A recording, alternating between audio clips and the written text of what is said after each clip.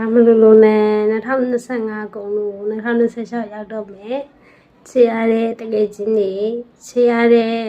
မိတ်ဆွေတွေချေရတဲ့မိသားစုတွေအားလုံးစိတ်ချမ်းသာကိုယ်ချမ်းသာနဲ့နေနိုင်ကြပါစေလို့ဆုမကောင်းတောင်းလိုက်ပါတယ်2026မှာလည်းစီဝါရေးတွေတိုးတက်ပြီးရရအားလုံးအဆင်ပြေကြပါစေ